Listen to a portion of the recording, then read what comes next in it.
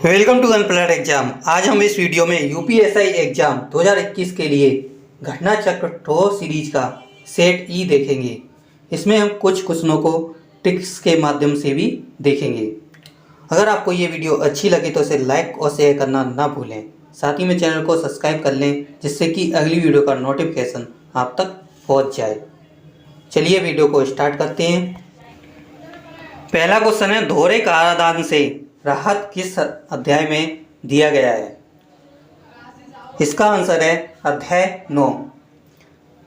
आयकर अधिनियम 1961 में अध्याय 9 में कुल 3 धाराएं हैं, धारा 90, 90 का और धारा 91।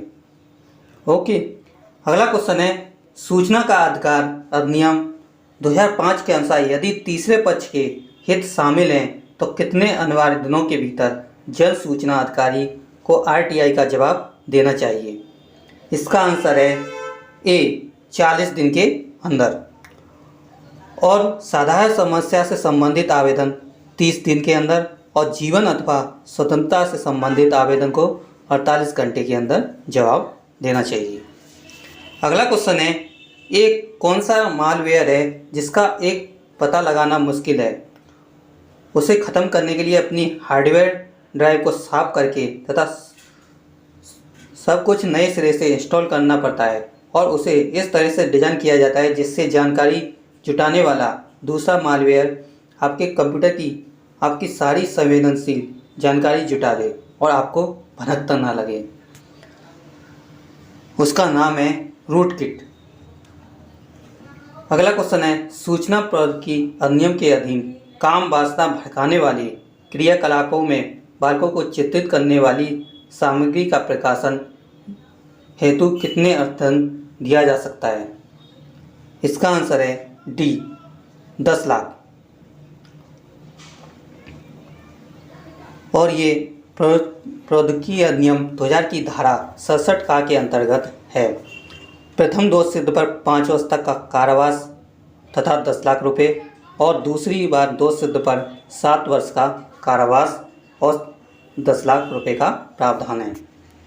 अगला क्वेश्चन है, निम्नलिखित में से कौन सा जनहित याचिका दाखिल करने के संबंध में सही है? इसका आंसर है ए, पी और क्यू दोनों। पहला है, जनहित याचिका केवल राज्य या केंद्र सरकार या नगर निगम के अधिकारियों आदि के विरुद्ध ही दायर की जा सकती है। निजी पक्ष को प्रतिवादी के रूप में संबंधित राज्य प्राधिकार को एक पक्ष बनाने के बाद जनहित याचिका में शामिल किया जा सकता है। अगला है, भूमि अधिग्रहण पुनर्वास पुनर्स्थान अधिनियम 2000 में उचित मुआवजा और पारदर्शिता का अधिकार ने किस भूमि अधिग्रहण अधिनियम का स्थान ले लिया? इसका आंसर है बी, 1894 की। अगला क्वेश्चन है, आबादी का क्या तात्पर्य है? इसका आंसर है डी, ये उपयुक्त सभी। अगला क्वेश्चन है, निम्नलिखित में से कौन सा कथन सत्य नहीं है? इसका आंसर है बी, भारतीय दंड संहिता की धारा 146 तथा 159 बलवा और दंगा को क्रम से परिभाषित करती हैं। अगला क्वेश्चन है, किस जनहित याचिका के बाद में न्यायालय ने 2 से अधिक जीवित बच्चे वाले व्यक्ति को पंचायत चुनाव में भाग लेने के अयोग्य ठहराया? इसका आंसर है सी, जावेद बनाम हरियाणा राज्य 2003 के मामले में। अगला क्वेश्चन है, मोटरयान अधिनियम की किस धारा में ये उपबंध है कि सार्वजनिक स्थानों पर मोटरसाइकिल चालक को हेलमेट पहनना पड़ेगा? इसका आंसर है डी, धारा 129 के अंतर्गत।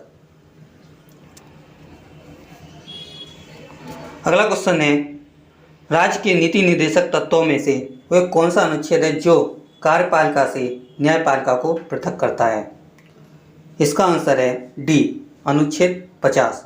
इसको याद करने की ट्रिक है कि यहाँ पर क्या किया है, कार्यपालिका को न्यायपालिका से अलग किया है, यानी कि 50-50 कर दिया। ओके, ये इससे आप याद रखें। अगला है, किस संशोधन द्वारा प्रस्तावना में राष्ट्र की एकता के स्थान पर राष्ट्र की एकता और अखंडता प्रस्तापित किया गया। इसका आंसर है ए 42वां संशोधन।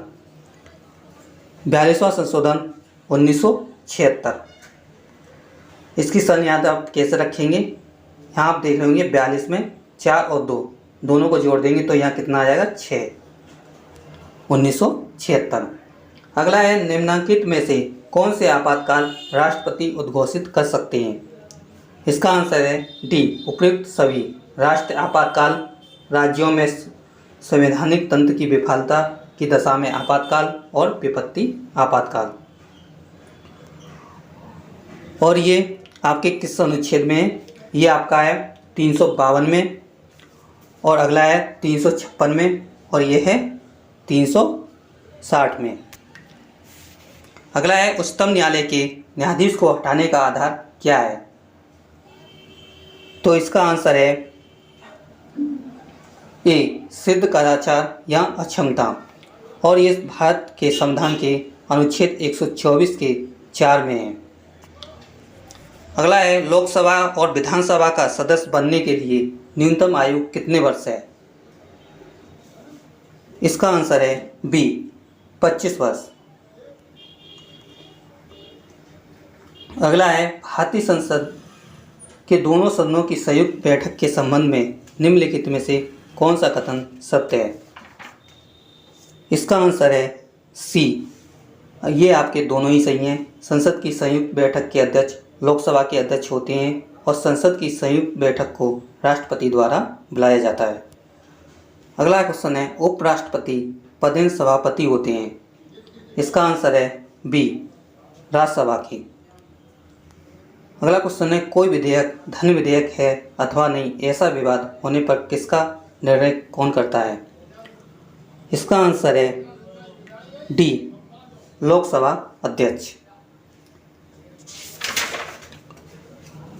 और ये भारतीय संविधान के अनुच्छेद 110 के अनुसार यदि ये प्रश्न उठता है कि कोई विधेयक धन विधेयक है नहीं है, तो उस पर लोकसभा अध्यक्ष का निर्णय अंतिम होगा। अगला क्वेश्चन है भारत में मतदान करने के लिए आयु का क्या निर्धारित की गई है? इसका आंसर है बी 18 वर्ष। 61वें संशोधन के तहत आयु 21 वर्ष से घटाकर 18 वर्ष कर दी गई थी। अगला क्वेश्चन है निम्नलिखित में से कौन सा राज्य सूची का विषय है? इसका आंसर है डी भूमि और भवन पर कर।